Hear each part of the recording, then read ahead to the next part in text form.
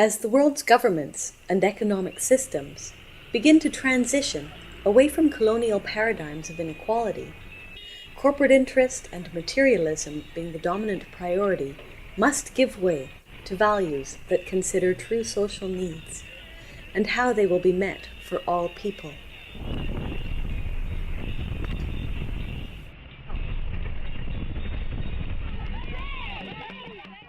A raising of consciousness to phase out the rampant exploitation of the earth and its people is emerging in a social model which is based on values that care for the earth, for individuals, and for society as a whole. These values are inherent to indigenous traditions around the world and are being reintegrated to heal the imbalances incurred by capitalist empire-building culture. The eco-village grassroots social movement has given priority to these values, and many eco-village modeled communities are well underway in nations around the world. People are taking initiative, often independent of government and corporate funding, and have responded to modern challenges with a global back-to-the-village community model, a model which is tried and proven to have achieved sustainability on social, ecological, and economic levels. Eco-villages are a crossroads for hybrid global culture. Beyond borders, differences are bridged to find common ground amongst diversity. Key values that represent peaceful resolution, social justice, and a low-carbon footprint lifestyle are addressed through a shared international network that exchanges knowledge and innovations.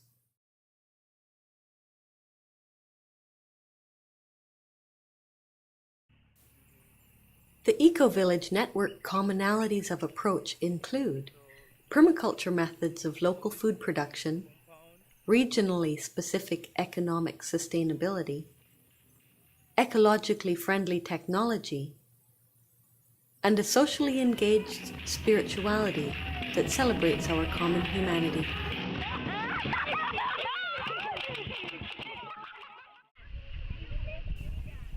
The eco-village model provides a holistic system of resources for individuals and communities to meet the challenges unique to their distinct cultures and social dynamics.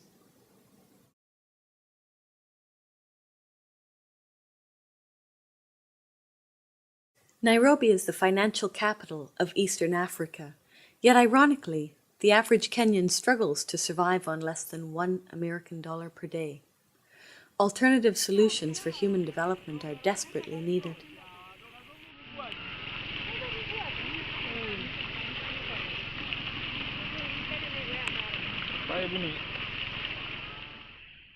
"70% of Kenya's population provide for themselves through subsistence farming. Agricultures, such as the community on the Island of Rusinga on Lake Victoria in Kenya, are perched for the innovative, life-changing technologies and knowledge that the eco-village model has to offer.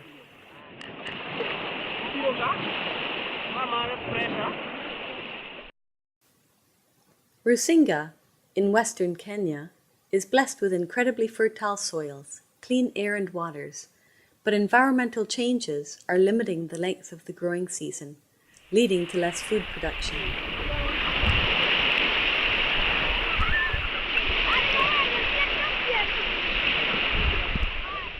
Elder and steward of Rusinga's ecology, Michael Odula, has been recognized and honored with the United Nations Environmental Programme Global 500 Award for his lifelong commitment to reforestation and ecological education. Climate change factors, which has caused a lot of catastrophic situations. For example, the climate change effects are great around here. One of them is prolonged drought. Another one, floods when the rains come. And this causes a lot of damage to the crops. And therefore it means that there would be little food. To meet the environmental as well as social challenges of life on Rusinga, Michael's son Evans Odula follows in his father's footsteps. Evans is the director and founder of the first eco-village resource center in Kenya, the Badilisha Eco-Village Trust Foundation. Badilisha means change in Swahili. So this is the Badilisha site. It's about 2.5 hectares plot. In the plot we have permaculture activities going on.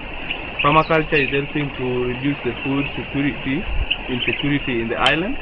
People are trained to do that in their homes. Also, we have medicinal gardens here for natural herbs, so that people who do not have access to basic health care can have access medicinal stuff for their own survival. We have resource center for people who want to do research. We have books, we have CDs for people who want to watch. We have women empowerment activities to include tailoring and dressmaking. We have nonviolent communication training, which are helping to reduce domestic violence, which is very common in the community. We also have orphan poverty program, which is helping the children to access basic primary schools to reduce illiteracy in the community. Badilisha also runs a feeding program, which is helping the children, orphans from a nearby school, Kasonga Private School, to be able to get some kind of food supplement for themselves. So we are using the eco-village approach to bring everyone on board, so that people who are interested in various activities come on together as a community. Like, for example, we have a community of people, farmers, who want to learn about permaculture and translate this into their own farms, bringing on permaculture to help reduce food insecurity by training, by provision of demonstration, and also by provision of resources to the local farmers, so that at least the food insecurity index, which is currently very high, goes very low, so that at least people are able to get food. Through the encouragement of Badilisha Foundation, a women's support group was formed. Badilisha has provided land for the women to grow food crops. Among the women gardeners are young single mothers, widows, and grandmothers. Women primarily carry the sole responsibility of caring for their own children, as well as those left orphaned due to the AIDS pandemic.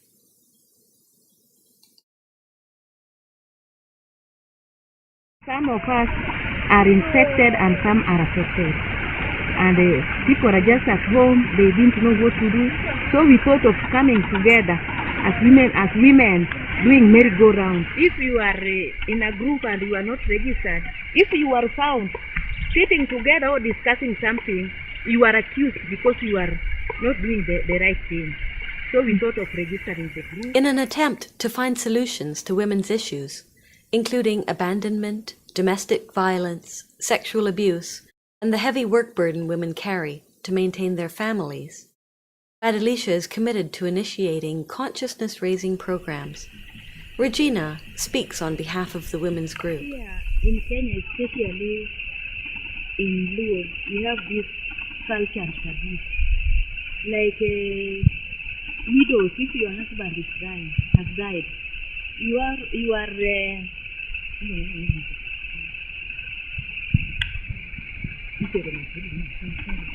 are inherited by your brother-in-law.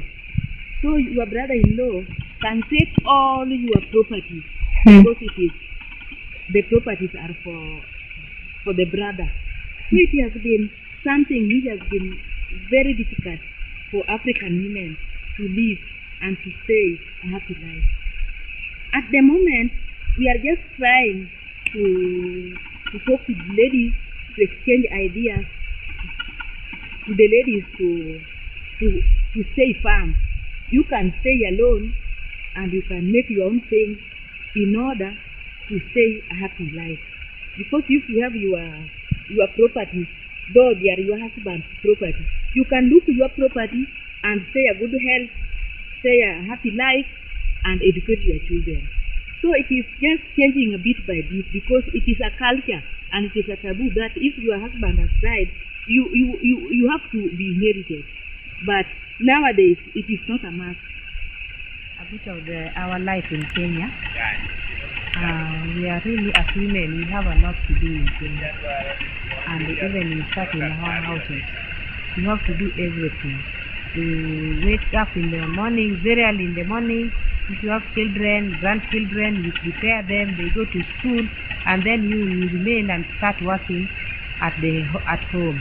You look for water, look for firewood, you cook for them, for yourself also, and you have to wash also things like utensils, clothing, and then after we have started this group, in the afternoon we come to our group to work a bit in our group for 2 hours, and then we leave, we go home for making supper for our families.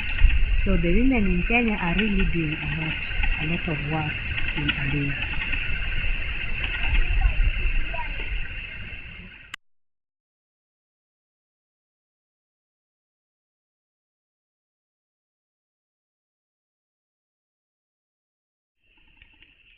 And we have some more beans on the stove.